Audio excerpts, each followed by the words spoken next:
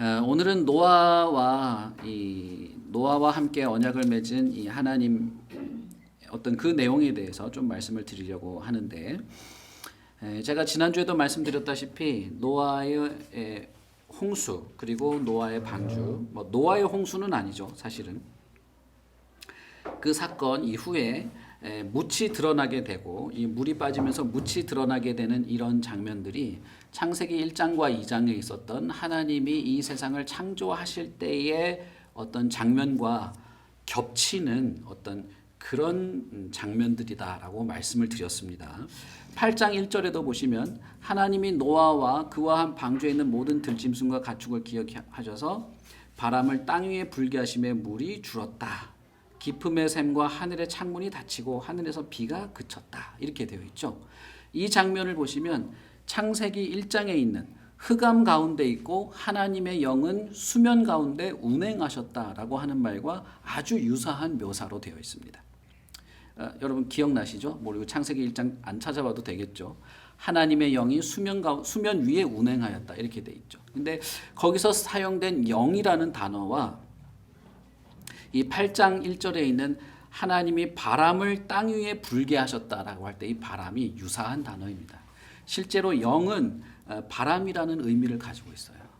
그래서 이제 루아흐라고 하는 말인데, 그래서 보통 성령, 영 이렇게 번역하기도 하고 바람 이렇게 번역하기도 합니다. 오순절 성령 강림 때도 강하고 급한 바람 소리가 들리죠. 그런 면에서 이 8장 1절은 홍수가 물이 세상을 다 덮은 혼돈과 어떤 그런 가운데 창세기 1장에 하나님의 영이 수면 위를 운행하는 것과 같은 이미지를 묘사하고 있다는 것이죠.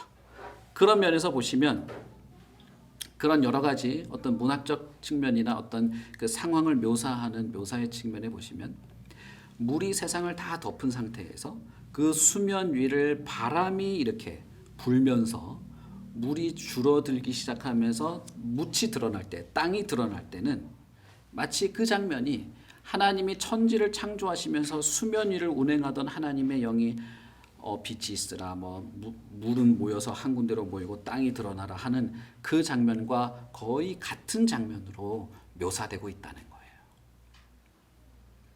그런 면에서 지난주에 노아 홍수 이후에 새롭게 드러나게 된 이 땅은 새롭게 창조된 세계다라고 말씀을 드렸습니다.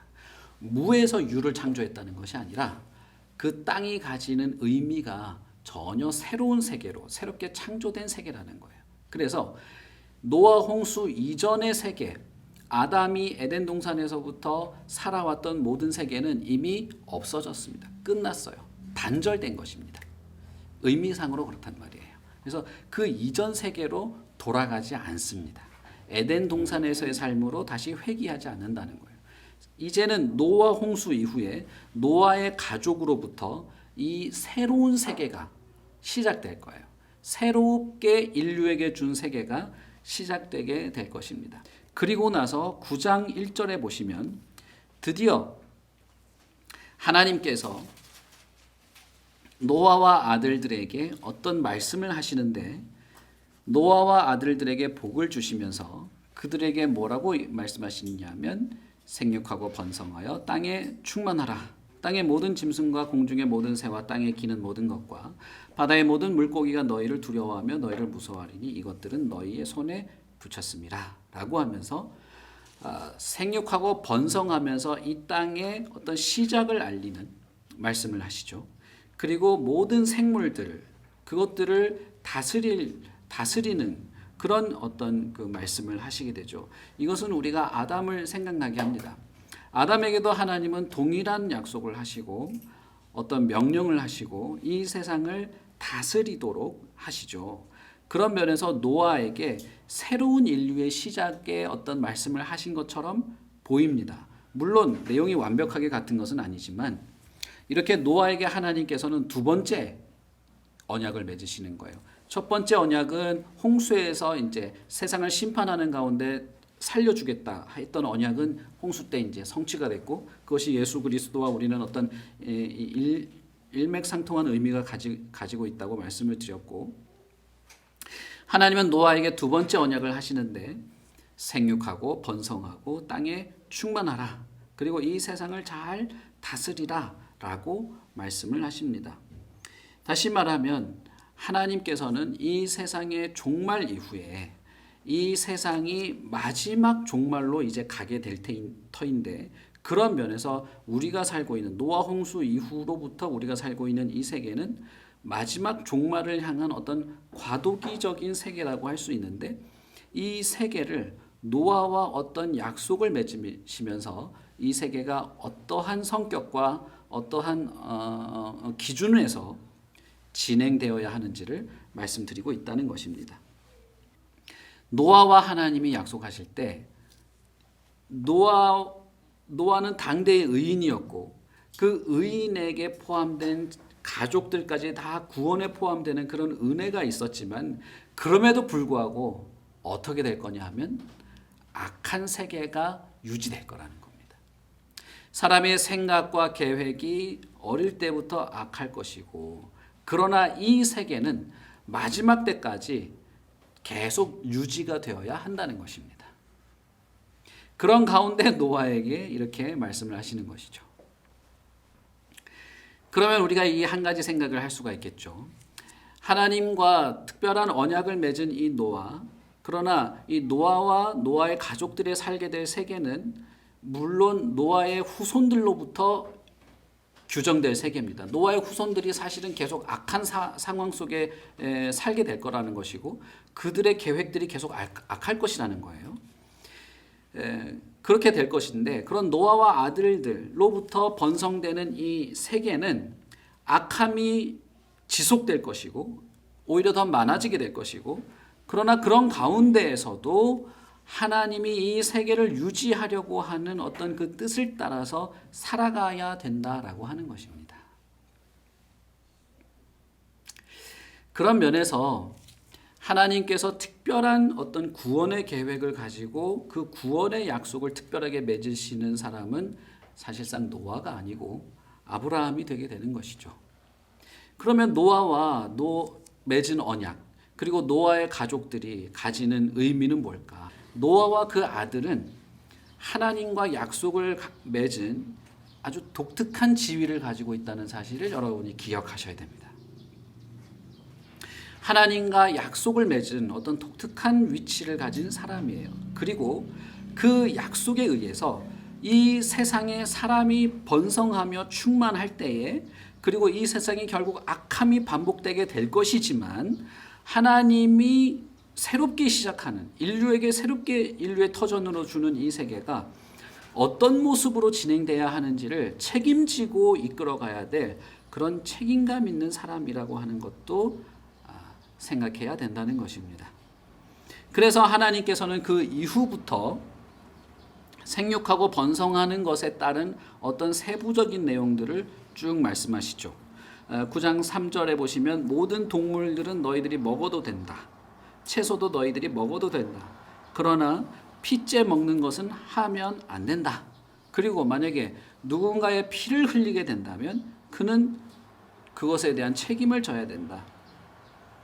라고 하는 내용들을 하면서 6절에 보시면 다른 사람의 피를 흘린다면 그 사람도 피를 흘려야 되는데 그것은 하나님이 자기 형상대로 사람을 지었기 때문이다 라고 하면서 그 하나님이 생육하고 번성하라라고 하는 약속 속에 포함된 세부 내용들을 말씀하십니다. 그러니까 단순하게 번성하기만 하면 되냐 하는 것이 아니라는 거예요. 어떤 모습으로 번성하고 어떤 모습으로 세계가 유지돼야 되냐는 것이죠. 그런데 아까 여러분 제가 말씀드렸죠. 이 세계는 전제가 있어요. 뭐냐 하면 악함이 없어지지 않을 거라는 거예요. 심지어는 노아의 후손이라 할지라도. 노아의 후손이지만 그들 가운데는 악함이 없어지지 않을 거라는 거예요. 그런데 악함이 없어지지 않을 세계에 너희들이 그러나 억제하고 하지 말아야 하고 지켜야 하는 것은 있다는 것이에요. 그것이 무엇이냐면 하나님의 형상을 함부로 취급하거나 하나님의 형상을 잃어버리게 하거나 하는 것들, 그것들을 해서는 안 된다는 것이죠. 그러니까 악이 있다는 것을 전제하시지만 그러나 그 악을 억제하고 그 악이 마음대로 이렇게 뭐라고 할까요? 증폭되는 것에 대해서는 막으셨다는 거예요. 이것을 우리는 조금 다르게 생각해 볼 필요가 있는데, 반대로 생각해서 하나님의 형상을 추구하면서 살아가야 될 책임이 있다는 것도 동시에 말하는 것입니다. 이것이 최종적인 심판이 있을 이 세계가 유지될 동안에 반드시 우리가 유지하고 지켜나가야 될 내용이라고 하는 것입니다. 아담에게는 하나님께서 하나님의 나라를 건설하는 막중한 책임을 주셨습니다. 에덴 동산을 경작하고 가꾸라고 했죠. 그것은 하나님의 나라고 하나님의 성전입니다. 그러나 노아에게는 그것이 없었다 이 말이에요. 노아는 뭐냐? 마지막 심판이 올 때까지 이 세계가 하나님의 섭리 속에서 하나님이 이 세계를 유지해 나가는 그 기준 안에서 잘 유지해 나가는 사명만을 받은 것입니다. 하나님의 구원과 관련된 거룩한 하나님의 뜻과 관련된 약속은 노아가 아니라 아브라함이 받는 것입니다. 그래서 아브라함이 우리 구원에 어떤 막대한 영향력을 가지고 있는 거죠. 그 사람이 믿음의 조상이죠. 그런 면에서 창세기는 사실 아브라함이 아주 중요한 사람이에요. 노아는 노아의 방주와 관련되어서 예수님과 우리가 생각할 내용이 있습니다만은, 이 창세기 9장에서 노아가 살아갈 세계는 하나님이 세계를 다스리는 어떤 섭리 속에서 일반적인 윤리와 일반 은총 안에서 이 세계가 잘 기능하도록 해야 될 책임만을 말씀하고 있다는 것입니다. 그래서 생육하고 번성하고 땅에 충만하고 그 중에서 번성해야 되는 이것들이 무엇을 기준으로 삼느냐 하면 하나님이 자기 형상대로 사람을 지은 것을 기억하고 하나님의 형상을 찾아가는, 그것을 이렇게 유지하는 그런 노력 속에서 이 세상을 유지해 나간다고 하는 것입니다. 그렇기 때문에 이 세계는 하나님을 모르는 사람도 윤리를 가집니다. 하나님을 믿지 않는 사람도 거짓을 피하고 뭐라고 해야 될까요? 이렇게 죄를 범하는 것에 대해서 멈춰야 하는 것이죠. 하나님을 모르는 사람이 왜 정직하게 살아야 될 필요가 있는가? 그것은 이미 이 세계가 큰 하나님의 섭리 가운데 하나님의 형상을 파괴하지 않는 선에서 살아가야 될 책임이 있기 때문이에요. 그런 면에서 보면 여러분, 우리가 어떤 직장 생활을 하거나 사회 생활을 하거나 가정을 돌보거나 자신의 어떤 연구와 노력을 통해서 지식을 쌓고 어떤 명예를 얻고 지위를 얻어가는 것들이 이런 하나님이 세계를 유지하며 이어져 가려고 하는 그 하나님의 뜻에 따르는 것 중에 하나가 되는 것이죠. 제가 말씀드리고 싶은 것은 그것입니다. 우리는 이 세상을 향하여 어떤 일정한 책임을 가지고 있어요. 그것은 이 세상을 하나님의 나라로 뒤바꾸어 놓아야 한다거나 이 세상의 사람들을 전부 다 이렇게 뭐랄까요, 막 선교사로 만들어야 된다거나 하나님의 자녀로 만들어야 된다거나 하는 그런 책임이 아니고, 이 세상 자체가 하나님의 형상을 파괴하지 않으면서 하나님의 형상을 업신여기지 않으면서 유지되어야 하는 이 세계라고 하는 것들을 우리가 어떤 일정한 책임을 가지고 있다는 것입니다.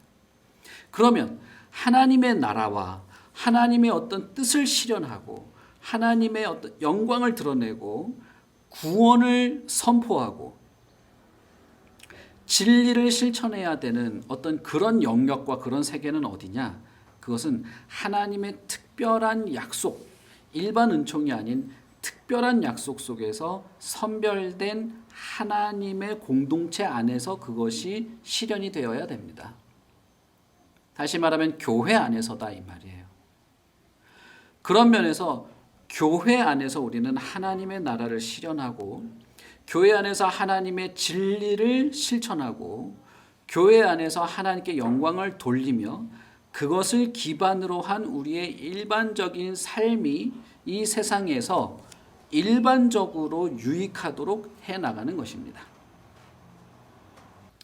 그래서 결론적으로 말씀드리자면 저와 여러분이 살고 있는 이 세계, 하나님의 택한 백성들의 어떤 거룩한 공동체가 아닌 그저 이 일반적인 세계는 그것이 그럴듯해 보이고 윤리적으로 뭔가 잘 기능하는 것 같고 잘 조직되고 뭔가 좀 뭐랄까요, 좀 이상적인 것이 유지되고 움직여진다 할지라도 그것은 하나님의 거룩하심과는 크게 상관이 없는, 뭐 크게 상관이 없다고 말하면 좀 그렇고 하나님의 영광스러운 나라의 모습으로 유지되는 것이 아니고 사실상 이 세계는 소망이 없는 곳이다라고 하는 것입니다.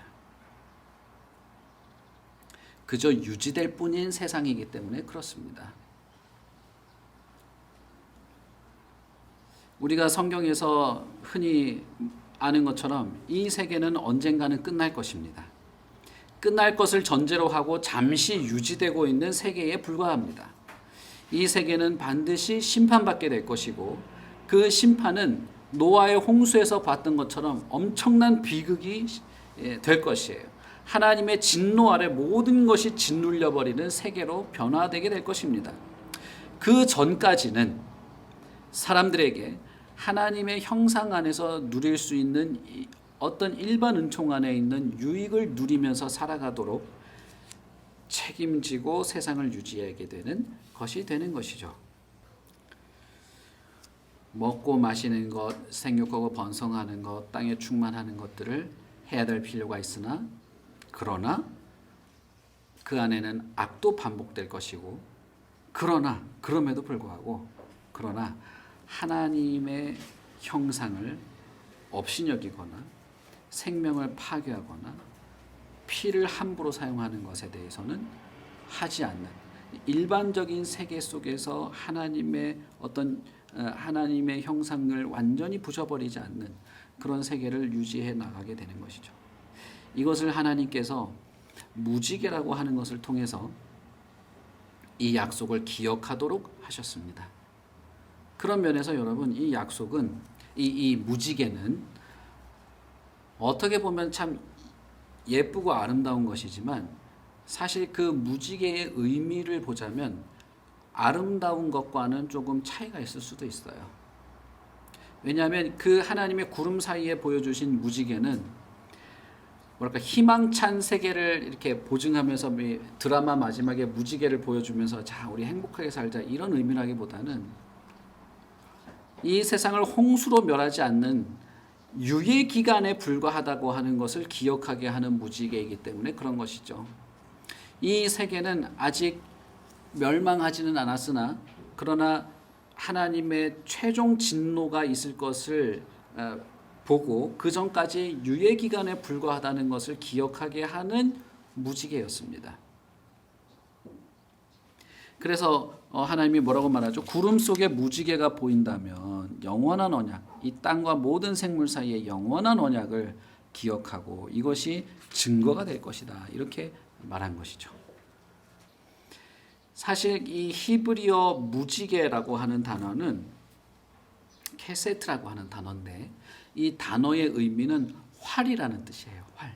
그래서 여러분 히브리어 케세트라고 하는 단어를 찾으시면은 그 사전에 활, 무지개 이렇게 두 가지 표현으로 돼 있어요. 재밌지 않습니까? 우리나라 말은 활과 무지개는 전혀 이렇게 접촉점이 없지만 이 사람들은 그 무지개라는 단어를 캐세트라는 단어를 활이라고 쓰기도 하고 무지개라고 쓰기도 한 것이죠. 영어도 무지개를 뭐라고 합니까? 레인보우라고 하잖아요. 레인보우. 그 레인보우라고 할 때 보우라는 말은 활이라는 뜻이에요. 비가 온 다음에 활이 나타난다 이 뜻이죠. 그러니까 쉽게 말하면 하나님께서 홍수를 멈춘 다음에 이 세계의 악함이 반복될 것이지만 유예 기간, 다시 멸망하지 않고 유예 기간을 주고 너희들이 여기서 번성하게 될 테지만 하나님의 형상을 그래도 추구하며 찾으면서 살아야 된다라고 하는 것을 약속을 하시면서 하늘에 활을 딱 놓아두신 거예요. 이것은 마치 어떤 이미지와 같으냐 하면 여러분 요즘에는 학교에서 체벌이 그렇게 많지 않죠. 요즘 잘 모르겠습니다만은 제가 학교 다닐 때만 해도 선생님이 이 칠판 옆에다가 정의봉 써가지고 몽둥이를 걸어놨어요, 벽에다가. 그래가지고 정의봉 써놨어요. 그래가지고 떠드는 놈 있으면 야 나와 해서 바로 벽에서 이걸 꺼내가지고 바로 그냥 빠따를 내리쳤는데 마치 그거와 같아요. 여기다 활을 하나 딱 걸어놓은 겁니다. 공중에다가 활을 하나 딱 걸어놓고 약속을 맺은 거예요. 그러면서 이 활 보면서 약속 기억해라 이러는 중이에요, 지금. 구약 성경에는 특별히 하나님이 활을 쏘는 장면이 두 장면이 나옵니다. 하나님이 활을 쏘는 장면이에요. 시편 7편 12편에 보시면 7편 12절에 보시면 사람이 회개하지 아니하면 내가 하나님이 칼을 갈고 하나님이 활을 당겨 준비하게 될 것이다. 시편 7편 12절에 있습니다. 그리고 신명기 32장 42절에 보시면 그 신명기 32장은 경고의 말씀이 쭉 이어지는데 그 경고의 말씀에도 불구하고 사람들이 여전히 어떤 태도가 바뀌지 않으면 내 화살이 피에 취하게 될 것이다. 이 표현이 아주 시적이죠. 하나님의 화살이 피에 취하게 될 거라는 거예요. 그러면서 하나님께서 활을 당기고 살을 세워서 관역을 맞추려고 이렇게 하는 회개하지 않는 사람과 하나님을 멸시하는 사람들에 대해서 하나님이 심판의 어떤 활을 당기고 있는 듯한 이미지를 말합니다. 그런 면에서 하나님이 하늘의 활을 보여주면서 무지개를 볼 때마다 내 언약을 기억하라라고 할 때는 마치 무슨 느낌도 드느냐 하면 저 활, 벽에다 걸어둔 활을 갑자기 이렇게 당겨가지고 쏠지도 몰라.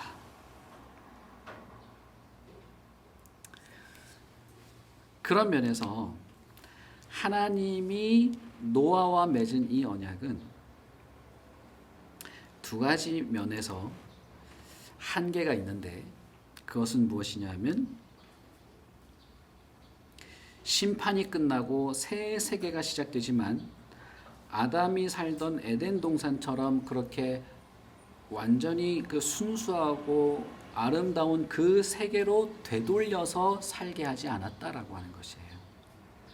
그렇게 하지 않고 악이 반복되나 그 반복되는 악의 세상 속에서 하나님의 약속을 기억하고 하나님의 형상을 추구하며 살아가는 그런 약속을 맺은 것이고, 또 하나는 잠시 유예된 세계로서 종말에는 하나님의 화살이 이렇게 관역을 겨냥하면서 쏠 준비를 하고 있는 것을 보여주시면서 마지막 심판이 있을 것을 기억하면서 살아가야 되는 그런 한계를 가지고 있는 약속으로 노아에게 주셨다고 하는 것입니다. 그것이 우리가 지금 살아가고 있는 우리가 속한 세계의 모습입니다. 그래서 우리는 하나님의 백성임과 동시에 이 세계를 이렇게 책임감 있는 사람으로 살아가고, 하나님이 이 세상을 정말로 심판하실 때가 있어서 화를 준비하고 있는 것을 또 염두에 두면서 이 세상이 악으로 흘러넘치지 않도록, 하나님의 형상조차 업신여기면서 완전히 부서지지 않도록 책임지고 살아가야 될 책임 있는 사람으로 이 땅을 살아가게 되는 것입니다. 그런 면에서 우리가 정직하게 살고 남을 도우면서 살고 참되고 온전한 것들을 위해서 노력하고 이 세계를 조금 더 이렇게 활기차고 평화로운 것으로 만들며 살아가는 것은 매우 중요합니다. 그러나 그것이 하나님의 나라를 이 땅에 건설하고 이 세계를 거룩한 천국으로 변화시키고 사람을 구원하는 내용은 아닌 것이에요. 그럼에도 불구하고 우리는 이 세계를 그렇게 온전하고 바른 것을 따라 살아가야 된다, 이 말입니다. 하나님께 영광 돌리며 참된 것을 추구하고 그것을 누리고 구원의 은혜와 영광을 경험하는 것은 교회 안에서만 하는 것입니다. 가능한 것입니다. 그 교회는 우리가 모인 이 거룩한 교회 공동체일 수도 있고 여러분의 가정일 수도 있고 여러분의 직장에서 여러분이 개개인이 살아가는 삶의 면면에 분명히 있습니다. 무슨 말씀인지 아시겠죠? 그러나 동시에 무엇도 있느냐 하면 우리는 이 세계가 여전히 악함이 그치지 않을 것을 알고 하나님의 책임감 있는 백성으로서 이 땅에 악함이 있으나 그럼에도 불구하고 하나님의 말씀과 진리를 따라 살고 하나님의 형상을 추구하는 삶을 살아가는 것들을 지속해야 될 책임도 있다는 것이에요. 이 두 가지가 다 같이 있습니다. 오늘 제가 말씀드리는 것은 이것이 하나의 문화 명령이라고 하는 거예요.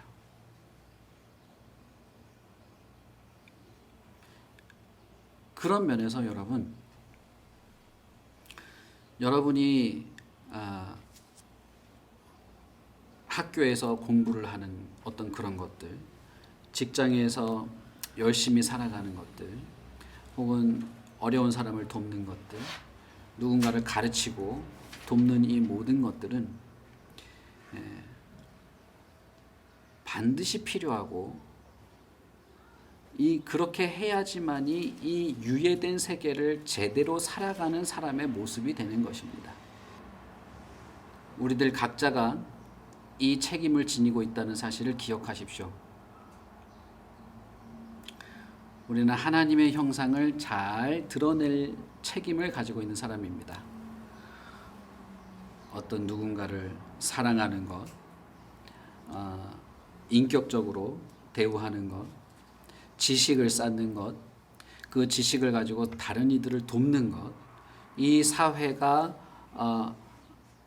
질서 있게 돌아가도록 하고 이 사회의 혜택이 사람들에게 골고루 나누어지도록 하는 일들, 무엇보다도 하나님이 이 세상을 향하여서 가지고 있는 생각과 경고를 기억하면서 이 땅이 심판 이전에 뭔가 유예된 기간이라는 것을 기억하고 우리가 하나님의 말씀을 지키며 살아가는 책임이 있다는 것입니다. 그런 면에서 우리는 예배도 드리는 것이죠. 하나님을 알지 못하는 세계를 우리는 책임을 가지고 있습니다. 하나님을 알지 못하고 악이 계속 반복되는 이 세계에 대해서 우리는 책임을 지니고 있습니다. 그 책임감을 가지고 우리는 살아가게 되는 것이죠. 물론 마지막 날에 하나님이 이 세상을 완전히 두 부류로 나누게 될 것입니다. 그때는 예수 그리스도 안에서 택함 받은 백성만이 하나님께 인정을 받게 될 것입니다. 그것과는 거기에는 우리가 더 이렇게 할 그것이 없죠. 우리는 심판의 주관자가 아니니까요. 그 이전까지는 저와 여러분은 이 세계에 대한 책임이 있다는 것입니다. 그러니 여러분 정직하시고 악에 굴복하지 마시고 이 세계가 뭐라고 해야 될까요? 하나님의 형상에 속한 많은 풍성한 것들을 이렇게 누리며 살아갈 수 있도록 수고하며 사시길 바랍니다. 내 자신에서부터, 우리 가정 안에서부터, 그리고 우리가 살아가는 이 사회의 전반의 모든 만남과 교제 속에서 그렇게 하시길 바라요. 우리가 그렇게 살아갈 수 있길 바랍니다. 우리 같이 기도하겠습니다.